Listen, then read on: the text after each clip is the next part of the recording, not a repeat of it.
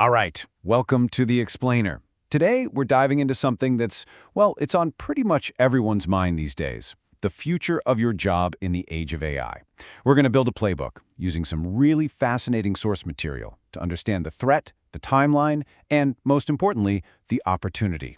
So, let's jump right in. So let me just ask you this, straight up. What if an AI could do the core parts of your job, not in 10 years, but like tomorrow? And look, this isn't some sci-fi movie plot. This is a real, fundamental shift that's already happening. And that question, that right there, brings us to what some researchers are calling the 80% problem. I mean, think about that. The data suggests a massive 8 out of 10 of us, our jobs face some serious disruption from AI automation. That number alone, that's why we have to be paying attention. We just have to. All right, first things first. We've got to figure out who this 80% problem is really about. And I'll tell you right now, the answer is probably not who you're thinking of. You see, for years, we all kind of assumed that AI's main target would be, manual labor. But here's the crazy part. The reality? While we were all worried about robots on the factory floor, AI was quietly going to college. It was mastering the skills of knowledge workers.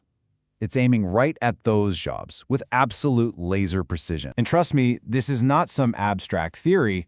One of our key sources points this out perfectly. We're talking about AI systems that can scan thousands of legal documents in minutes, blowing past what junior lawyers can do. Or AI algorithms that are now, get this, even more accurate than human doctors at diagnosing certain things. So the very people who did everything right, got the degree, got the good job, they're suddenly on the front lines of this. And if you want a real-world dollars and cents example, just look at the fintech company Klarna.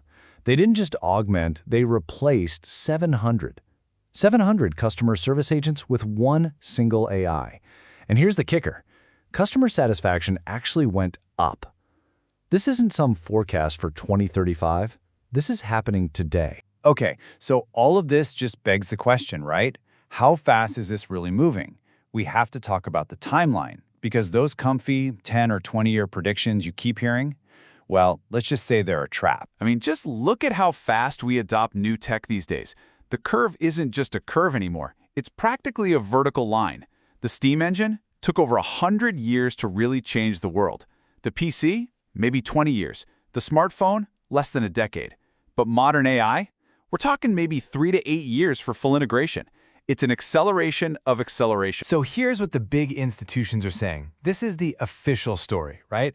They're projecting these huge shifts out in 2030, maybe 2040. And that feels safe, doesn't it? It feels like we've got plenty of time to figure things out. But then you listen to the folks who are actually building this stuff. The top AI researchers. They're not talking about 2040. They're talking about super intelligence. AI smarter than any human, arriving maybe between 2026 and 2027. That gap right there between the slow institutional forecast and the lightning-fast developer reality, that's the trap we're all in. So why so fast? How is this even possible? Well, think about it. Past revolutions needed stuff. Factories, railroads, physical infrastructure. But AI? It runs on the pipes that are already built. It comes through the cloud, through the SaaS tools your company probably already pays for. Rolling it out can literally be as fast as a software update. Okay, so that's the problem. It's big, it's fast, and it's a little scary. I get it. But now let's pivot. Let's talk about the solution. Because there is a solution. Let's dig into where we as humans fit in and how you can redefine your own value to not just survive this thing, but to actually come out on top. A good way to think about this is to break future work down into 3 main buckets. First, you've got the stuff that's just automatable. Think data entry. Gone. Second, you've got the hybrid roles. This is where it gets interesting. Think of a financial advisor who uses AI to do all the number crunching, but they focus on the actual client relationship, the trust. And third, you've got the purely human-centric jobs. A therapist, a plumber. Roles that need deep emotional connection or the ability to solve problems in messy, unpredictable physical spaces. So what's the common thread here? What's the one thing that connects those valuable hybrid and human-only jobs? It's what our source material calls the communication superpower. And let me be clear, this is not a soft skill. That's the old way of thinking. In a world of infinite machine intelligence, your ability to connect, persuade, and build trust isn't a nice-to-have, it's your single most valuable asset. It's your superpower. And we can actually break this superpower down into real, tangible skills. You see, an AI can crunch a million data points, but it can't read the room during a tense negotiation. It can write a perfect sales script, sure, but it can't build the years of genuine trust it takes to land a massive client. It just doesn't get cultural nuance or how to navigate a messy, emotional negotiation. These things, these are the pillars of what makes us valuable. All right, this brings us to the playbook. The so what? How do you actually take all this and build what you might call an economic moat around your career? So I want you to really think about this for a second. Ask yourself, if all my technical skills, the stuff I spent years learning, can be done by an AI for pennies, what's left? The answer to that question, that is your economic moat. It's your humanity. It's your ability to connect with people, to interpret what the AI is saying, and to persuade others. Look, this means we need a whole new career strategy. We have to throw out the old playbook. The old advice was, get more degrees, get more technical skills.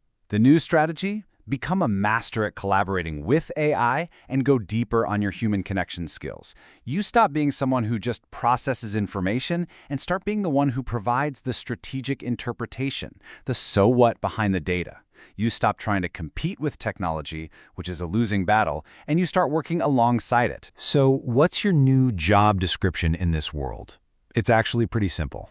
You become the human interpreter for the AI. You are the bridge between the cold, hard logic of the algorithm and the messy, emotional, complex needs of real human beings, your clients, your team, your customers. At the end of the day, the future isn't for the people who try to fight AI, and it's not for the people who try to outcompute it. As our source material puts it so well, the future belongs to people who can work with AI rather than compete against it. It's all about using its incredible power to make your uniquely human skills even more powerful. So, let's end with this one big thought. For hundreds of years, our economic worth was measured by our physical labor, then by our technical knowledge. In the world that's coming, our worth will be measured by our humanity. This is a massive shift, the great redefinition of our time. And really, the only question left to ask is, are you ready? Thanks for joining us for this explainer.